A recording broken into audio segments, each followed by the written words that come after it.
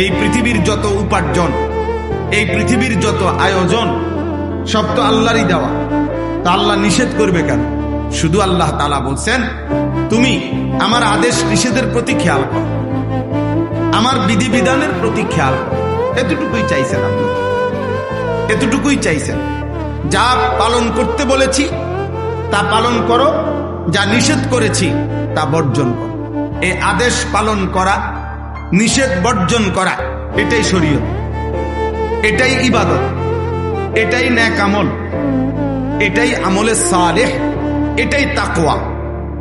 তাকওয়া আল্লাহ তাআলা কুরআনুল কারীমের মধ্যে একজন ঈমানদারের কাছে এটাই চাইছেন, তোমরা আল্লাহর ইবাদত করো, তোমরা আল্লাহর দ্বীন মানো, তোমরা তাকওয়া অবলম্বন করো, তোমরা আমলে সালেহ নেক আমল করো। তো এই সবটা কথার অর্থ কি? ইয়া আইয়ুহাল্লাযীনা আমানুত্তাকুল্লাহ ওয়া মা খালাকতুল জিন্না ওয়াল ইনসা ইল্লা লিয়াবুদুন। আমার ইবাদত, তাকওয়া, নেক আমল। ফামান কানা ইয়ারজু লিকা রাব্বিহি ফালিয়ামাল আমালান সালিহা। যে জান্নাত চায়, আল্লাহর সাক্ষাৎ চায়, আল্লাহ বলেন সে যেন নেক আমল করে। আল্লাহ বলছেন, হে ঈমানদার, আল্লাহকে ভয় করো, তাকওয়া অবলম্বন করো। আল্লাহ তাআলা বলছে, আমি সৃষ্টি করেছি ইবাদতের জন্য। ইবাদত কি? তাকওয়া কি? নেক আমল কি? এই দুই কথা।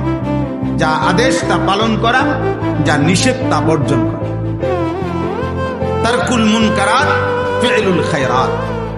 এটাই এটাই তাকওয়া, এটাই ইসলাম। এরই নাম মুসলমান, এরই নাম ঈমানদার। অতএব তাকওয়া যার মধ্যে নাই, ইসলাম যার মধ্যে নাই, গুনাহ থেকে বাঁচার মানসিকতা যার মধ্যে নাই, ও মুসলমান না। আল্লাহর ইবাদত করার মানসিকতা যার মধ্যে নাই, সে কোনো মুসলমান না। এই নাম সর্বস্ব, পরিচয় সর্বস্ব, কোন কাগজে লেখা আছে এতটুকু, এই জাতীয় মুসলমানের 2 পয়সার কোনো ভ্যালু নেই।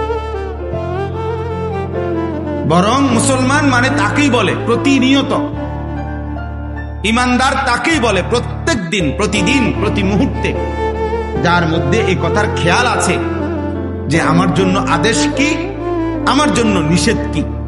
আদেশটা আমি পালন করব, নিষেধ আমি বর্জন করব। এই মানসিকতা থাকা চাই। কম বেশি হবে, কখনো আদেশ আমার আল্লাহর হুকুম ছুটে যাবে, কখনো আল্লাহর নিষেধ আমার দ্বারা হয়ে যাবে। হ্যাঁ, স্বাভাবিক, গুনাহ হতেই পারে, নেক আমল ছুটতেই পারে, কিন্তু এটা হলো একটা।